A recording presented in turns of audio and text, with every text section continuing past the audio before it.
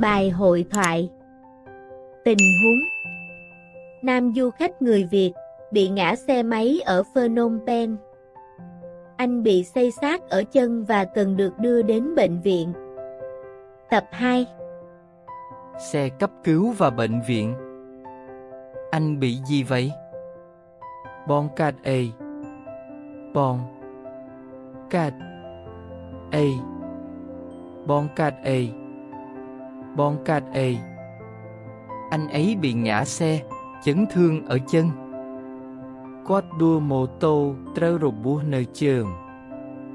គាត់đua mô tôត្រូវរបួសនៅជើង.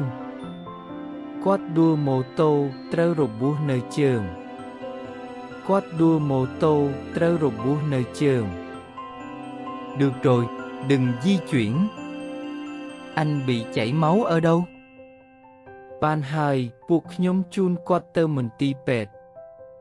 បានហើយពួកខ្ញុំជូនគាត់ទៅមន្ទីរពេទ្យ. បានហើយពួកខ្ញុំជូនគាត់ទៅមន្ទីរពេទ្យ. បានហើយពួកខ្ញុំជូនគាត់ទៅមន្ទីរពេទ្យ. Cảm ơn các anh. Ồ côn bòn bòn. Ồ côn bòn bòn. Ồ côn bòn bòn. Ồ côn bòn bòn. Chào anh, đây là bệnh viện A. Sus đây bon ní chia mình ti pet à.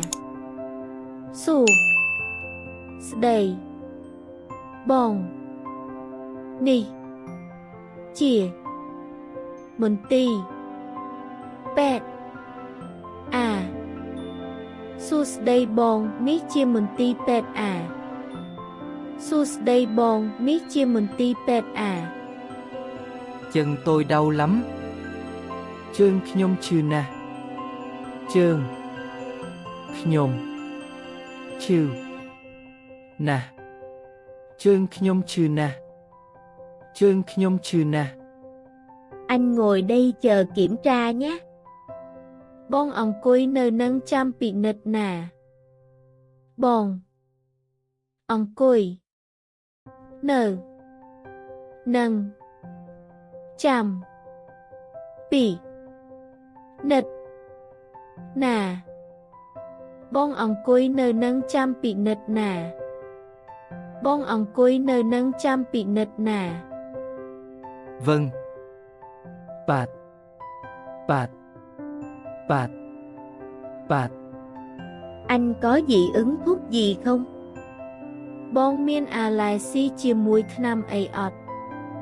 Bonមានអាឡែស៊ីជាមួយថ្នាំអីអត់?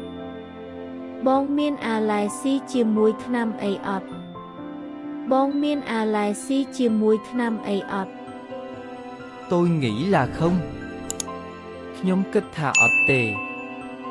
ខ្ញុំគិតថាអត់ទេ.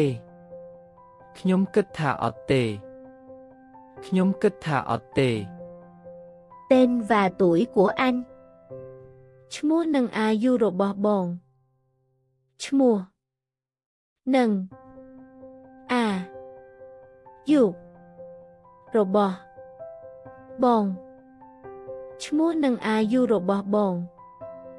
ឈ្មោះនិងអាយុរបស់បង. Nam 28 tuổi. Nam 28 ឆ្នាំ. Nam 25 ឆ្នាំ. Nam 28 ឆ្នាំ. Nam 28 ឆ្នាំ. Cho tôi xem hộ chiếu với. ឲ្យខ្ញុំសុំមើលលិខិតឆ្លងដែនបន្តិច. ឲ្យខ្ញុំសុំ mờ, lị, khật, chlong, đàn, bẩn tịch. Ôiខ្ញុំសូមមើលលិខិតឆ្លងដែនបន្តិច Ôiខ្ញុំសូមមើលលិខិតឆ្លងដែនបន្តិច Đây à. Nì. Nì. Nì. Nì. Cảm ơn anh. Bác sĩ sẽ đến ngay. O côn bồn. Cru pet nâng một đo phliềm. O. Côn. Bồn. Cru. Pet. Nâng. Một. Đò. Phliềm. O côn bồn. Cru pet nâng một đo phliềm. O côn bồn. Cru pet nâng một đo phliềm. Tôi phải chờ lâu không? ខ្ញុំត្រូវចាំយូរអត់ ខ្ញុំត្រូវចាំយូរអត់ ខ្ញុំត្រូវចាំយូរអត់ ខ្ញុំត្រូវចាំយូរអត់ Khoảng 10 phút thôi. Pro 10 នាទី Pro 2 10 នាទី Pro 10 នាទី Pro 10 នាទី Vâng. Bạt. Bạt. Bạt. Bạt. Kiểm tra và điều trị. Vết thương nhẹ thôi, không bị gãy xương. Robusra tê. Mình bạ ăn tê. Robu. Srao. Tê. Mình bạ ăn tê. Robusra tê. Mình bạ ăn tê. Robusra tê. Mình bạ ăn tê. Vậy là mấy rồi? Anh chấn xâm năng lọ hời. Anh chấn xâm nàng lọ hời. Anh chấn xâm năng lọ hời. Anh chấn xâm năng lọ hời. Chúng tôi sẽ rửa vết thương và băng lại. ពួកខ្ញុំនឹងលាងមុខរបួសហើយរុំរបួសវិញ ពួកខ្ញុំនឹងលាងមុខរបួសហើយរុំរបួសវិញ ពួកខ្ញុំនឹងលាងមុខរបួសហើយរុំរបួសវិញ ពួកខ្ញុំនឹងលាងមុខរបួសហើយរុំរបួសវិញ Có cần khâu không? Miên trơ ca đề vinh ọt. Miên trơ ca đề vinh ọt. Miên trơ ca đề vinh ọt. Miên trơ ca đề vinh ọt. Không cần, chỉ cần nghỉ ngơi. ọt trơ ca tê.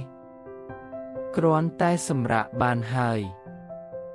ọt trơ ca tê kroan tai sầm rạ bàn hơi. ọt trơ ca tê kroan tai sầm rạ bàn hơi. ọt trơ ca tê kroan tai sầm rạ bàn hơi.